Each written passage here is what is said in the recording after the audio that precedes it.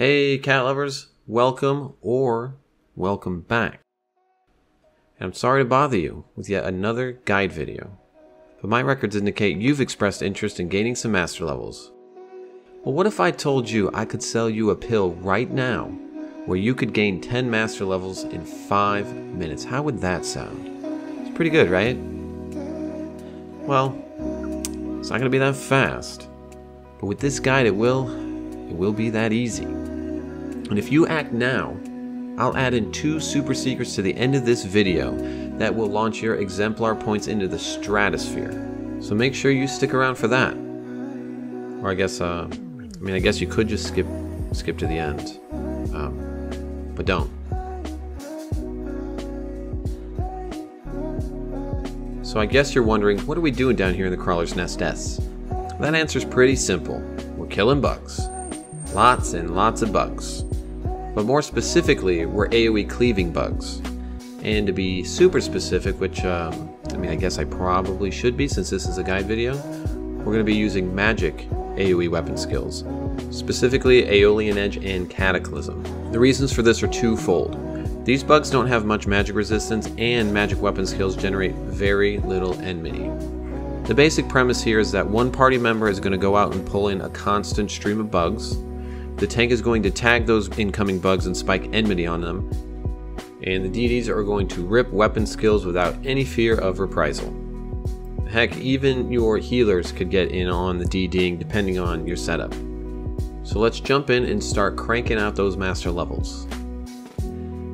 Now I know right away you're probably thinking, wait Velner, I want to level up Dragoon. How am I going to do Aeolian Edge? I can't do Aeolian Edge, what are you talking about? I mean, I guess you could do Cataclysm, but the answer is Malevolence. This dagger drops in Sinister Rain. It comes from Ingrid. She's on wave 1. Fun note, if you're trying to farm one of these, set your home point right outside of Sinister Rain, and if you don't get Ingrid, just warp out. Start again. This dagger has magic damage plus 118 on it, and it can be used by a ridiculous number of jobs, including things like Dragoon, or Geomancer, or Scholar. If you're dual wielding, use 2 of these. Single wielding, use 1, but it is going to be your best Aeolian option. However, you might find you're having accuracy issues. If that's the case, main hand a dagger with higher accuracy, like a Karn on Bard for example, and still offhand a Malevolence. And I know you're looking at these extra augments and you're thinking, wow, that's pretty sweet. And you're right. But I wouldn't get too hung up on getting perfect augments on this thing. As long as you have one, you're in good shape. Alright, let's look at some options for gearing up Aeolian Edge and Cataclysm next. Fortunately, there are a lot of all jobs options, and you're going to start off with your 5 out of 5 Naomi. Everybody can use it, and it's great. For the ammo slot, I like to use the Ghastly Tathlon plus 1. This is a relatively easy Unity NM drop, but it's kind of expensive to augment, although it's worth it. On the neck, I use the Sybil Scarf.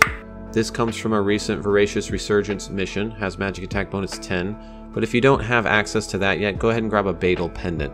It does great here too. For one of the ears, I use my Moonshade Earring for the TP bonus plus 250. Ideally, you'll have magic attack bonus 4 on yours. It's something I need to update. Ring number 2 is Free Amisi Earring. That comes from the Wildskeeper Reeve in Khmer Drifts. Relatively easy to get. I like to use the Eponymono's ring on one of my rings. Weapon skill damage 5%. But if you don't have that, go ahead and throw on a Byther ring, a Kyria ring, or even a Shiva ring plus 1. The next ring is the Metamorph ring plus 1. This is another Unity NM drop. It takes the hides to upgrade, but again, it's another one that's worth it. On the belt, this is very important, the Hachiran no Obi. This will be your best in slot option if you're using Windstorm or Voidstorm 2. If you happen to be using Windstorm or Voidstorm 1 and have access to an Orpheus Sash, the Orpheus Sash will win. Otherwise, just stick to the Hachiran no Obi. For my back piece, I use a generic Ambuscade weapon skill cape. You could make one specifically for doing magic weapon skill by adding intelligence to it or magic attack. It's up to you if you want to put in that kind of time. And finally, if you're using Cataclysm, there's 2 important changes you're going to want to make. Number 1, on your head slot, use a Pixie Hairpin plus 1 instead of a Nyame Helm. That dark magic attack bonus is massive. Similarly, you want to replace one of your rings with the Archon ring that drops from the Archdynamis Lord. Again, this has the dark magic attack bonus on it, which goes a long way on Cataclysm. Party compositions is where this method really shines. Crawler's Nest S liberates us from strict party requirements. No longer will we be stranded exemplar pointless just because we can't find a bard and a core to round out the party. In fact, you don't even really need either of those two jobs ever. But despite the nest being flexible, there's still two immutable requirements: a tank and a healer. For the tank, you're going to be relying on either Rune Fencer or Paladin. Each can perform this job perfectly fine, but they have their strengths and weaknesses. The tank's most important task down here is to both tag and spike hate on incoming pulls. Preferably, this is going to be done before any of the DDs fire a weapon skill on the fresh bugs and gets themselves enveloped in the swarm. Rune Fencer's Sub Dark Knight is my preferred tank when killing these bugs. Rune's greatest strength down here is it has the ability to tag incoming pulls and spike hate quickly. The range of Poisinga can tag pulls before they're even in range of Alien Edge, and Rune Fencer has almost an excessive amount of job abilities to immediately spike hate. Additionally, Rune Fencer has Shockwave to tag and Foil to spike, meaning you can essentially tag and spike at will. Second, if you have Terms Mitts +1, which I highly recommend you get, you become nigh unkillable.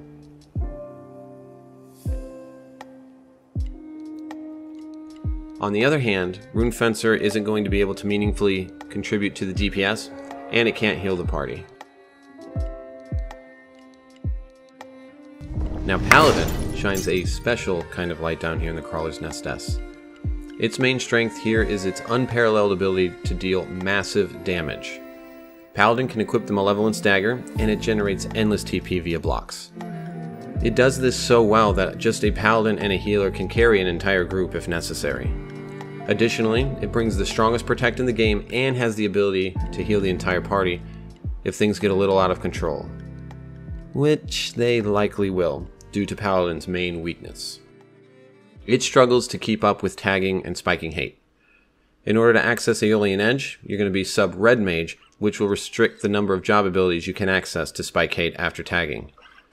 However, I've found that if you hold a Reprisal Recast to use as a hate spike, this can help bridge the gap between cooldowns. And if you find yourself with no hate spikes, just spam Cure 4 and 3 until hate stabilizes. And now that we've talked about the tanks, let's talk about the basics of tanking down in Crawler's Nest. The main thing to tanking down here in the Crawler's Nest is positioning. You're going to want to find a spot where you can put your right side to a wall, which causes all the monsters to bunch up in front of you. I found that little outcroppings like this rock here are the most effective. And for whatever reason, some areas they look like they're going to work and they just don't. If your rock isn't working, just find a new one, it's fine. Once you have your spot, you're going to keep your feet planted there and look out for these common issues while tanking. 1. The beetles down here perform a knockback move. If this happens, you got to get back in your position immediately. Any delay, and they're going to swarm you. If this happens, you can just fall back to the next outcropping until they bunch back up in front of you. And once they've thinned out, you can always reset back to your original spot. Number 2, animation lock. When the bugs are coming in, try to get your weapon out before you tag them. If you tarry, you may find yourself animation locked so long, you'll actually have time to consider why you bother paying $25 a month for a 20-year-old game with mechanics this busted. Number 3, JA timers. Be mindful of your job ability timers, and you should really plan ahead in your head which moves you're going to use for your next hate spike. Fumbling for a hate spike after attack can easily get your healer or any of the DDs killed. Number 4, silence and paralyze. These bugs love to spam silence and paralyze on you. So do yourself a favor, load up on what you might think is an unreasonable amount of echo drops and remedies, because you're going to need them. And number 5, enmity tag limitations. You can only tag enmity on a certain number of monsters. And so you might find that even though you've already tagged and spiked, eventually the DDs will start pulling hate. If you notice this happening, even if it's not a fresh pull, you just need to tag and spike again.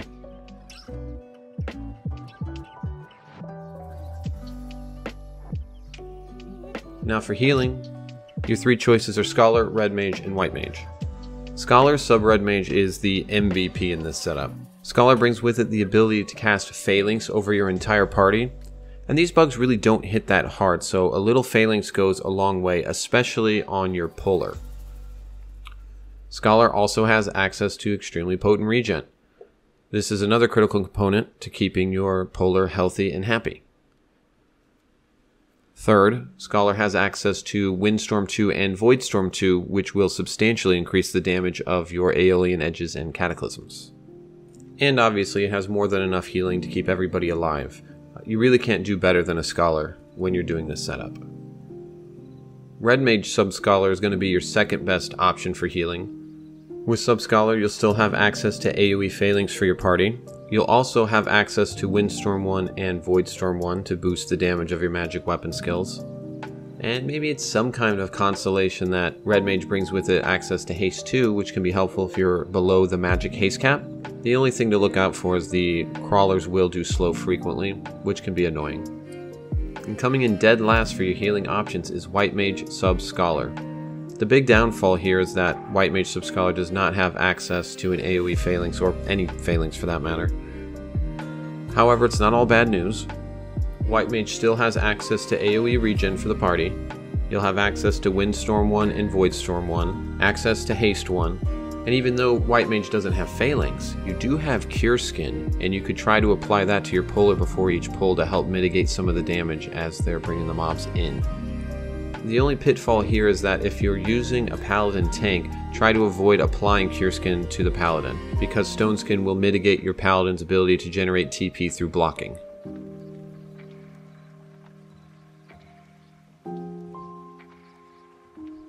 Once you have your tank and your healer in place, you're basically good to go. You can plug in any 4 other jobs and make this setup work.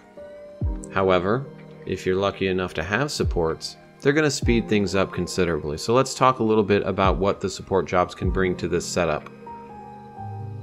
Number 1, my favorite, is Geomancer. Geomancer brings with it access to Malaise, which is going to floor the bug's magic defense and spike your damage. Also, Indie Haste is a convenient way to cap your magic haste, and it doesn't get overwritten by slow, so that's pretty sweet. And not to mention, guess what? Geo's on Malevolence, so if you want to start getting in there and getting dirty, go for it. It's fun. Next up, let's talk about Bard. Not necessary, but so nice to have. When we have a Bard in our party, we like to do 2 Knight's Means to keep everybody safe, 2 Marches to give us capped magic haste even when that stupid slow is on, and a Blade Magical to help out with accuracy. Now for the most part, accuracy is not much of a problem. It should be noted that the beetles and the mushrooms have higher evasion than the rest of the monsters. Typically if you end up targeting one of those, you want to get off it and go for a crawler or something else. But if you have Blade Magical on, you don't really have to worry about it. The great thing about Bard is it brings a lot of variety. If your tank's holding hate solid and you have Phalanx, you can probably get rid of 1 or 2 of the Knight's Means and switch in an Etude. Or you could even do something sneaky like I did the other day. I was doing a damage dealer and playing a Bard. And because I didn't need 2 extra Knight's Means, I PNEC mode Intelligence Etudes on myself so I could pad the parse. But don't tell anybody. And great news, Bard is on Malevolence. And last but not least is Corsair. Obviously with Corsair you're going to want that sweet, delicious Corsair's roll for that fat Exemplar Point boost. Should be noted, Corsair's roll is the only known way to boost Exemplar Points. And for the second roll, plug in whatever's going to help out your party. If you're having trouble with the puller staying alive, do a Gallant's roll. If you want to just do more damage, go for a Wizard's roll or a Sam roll so that you can build TP faster. Which really whatever you need.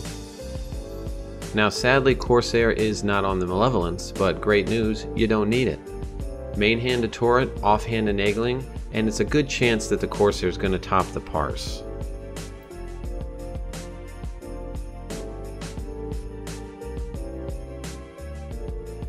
Now let's talk about pulling, probably the most annoying aspect of doing this method. However, like the key mana yesteryear, it can be done by basically any job. Your job is to pull continuous strings of bugs to help maintain that master chain. If you die while pulling, you pulled too many. If you pull directly in front of another camp of players, you have definitely pulled too many. When you're bringing back a payload of bugs, be mindful not to run past your tank. You want to deliver the bugs right in front of the tank so they don't get swarmed. Wait for the tank to tag and spike hate, and then go off and fetch more bugs. Sometimes you're going to notice some of the bugs coming back out with you. This happens when your party has reached the maximum number of targets that can be tagged with enmity. If it's a lot of bugs, hang back for a minute, shoot some weapon skills off with your party, and wait for them to thin out a little bit so that the tank can tag most of them. It doesn't necessarily have to be all. Some tips to make your life easier as the puller. I'd recommend that your party decide at the outset who's going to pull, and tailor your sub job to help out with pulling. Sub Warrior, for example, will give you access to Defender, which you can keep up full time to boost your defense. You might consider Paladin for access to Sentinel. Sentinel can be an oh shit button if you find yourself taking too much damage and you're too far out from the party. Sub Blue Mage with its access to Cocoon, never hurt anybody. And if your party otherwise doesn't have access to Phalanx, you might consider coming Sub Red Mage to give yourself Phalanx. You're also going to want to make sure that you have capped movement speed gear on, and if you're lucky enough to be on one of the jobs that can use these Hippo Socks +1, these boots have a chance to trigger Flee when you take damage, and this can save your ass if you did a pull that's just a little too big. Watch out for Water Weather. When Water Weather is active, you'll find that you'll de-aggro monsters when you get ahead of them a lot more quickly. So just do smaller pulls to help mitigate that. And lastly, your tank should never be your puller.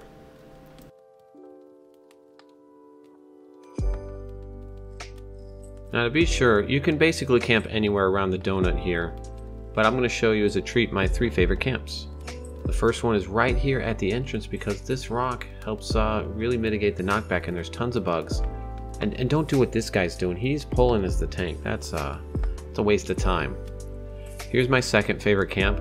Now you can pull back in this tunnel if there's not enough bugs in front of you, and it comes by default with 2 spots where you can line up. So you can start right here on this rock, and if you get knocked back, you can fall back to this rock. And this is my third favorite. There's a dead guy here, but don't worry about him. And similar to the last camp, you can pull behind you if there's not enough in the donuts, and it also has 2 little rocks that you can fall back to if you get knocked off of this rock.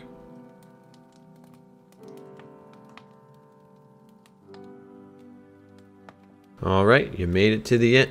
Oh, that's Odyssey footage. Oh, one sec. Alright, you made it all the way to the end. Or you skipped all the way to the end. Either way, as promised, I'm going to give you 2 secrets that are going to help boost your Exemplar points into the stratosphere, provided you can take advantage of them. Secret number 1. If you or a friend has a Geomancer alt that isn't otherwise in your Exemplar point party, bring them down anyway. They can tag melees and in fact any debuff onto the bugs despite not being in the party. All they have to do is put down a bubble or put on an indie spell, tag the tank after they've tagged all the bugs, and those bugs will be impacted by the Geomancy. Usually when I'm doing it, I just do indie melees because it's a lot easier to manage, but if you have the gumption, you can throw down a Geo Malaise and put up an indie wilt and make your life really easy down here. With this, you're going to get the full benefit of having a Geomancer in your party, but you're going to have an extra DD slot. So by all means, abuse this secret when you can. And secret number 2, level sync. Whenever possible, find yourself a party member who wants to start with a master level 0 job. When you are synced to a level 0 job, very quickly in the Exemplar chain, you'll start earning over 1,000 points per kill. Unfortunately, it doesn't last super long because you'll find that your friend is going to hit level 12 in short order, but in that time, you're going to get so many tasty Exemplar points. And if you can abuse both of these secrets at the same time, you're going to be the very best, like no one ever was. And master level 40 in fairly short order. Alright, and that's all I have to say on this topic. So get yourself down to Crawler's Nest Desk, make some parties, make some friends, get some Exemplar points. I hope this video was helpful. If it was, like and subscribe. We'll have more coming out in the future. And you can catch us on Twitch Sunday through Friday at 6:30 p.m. Pacific time and 1 p.m. on Saturdays. Have a great day.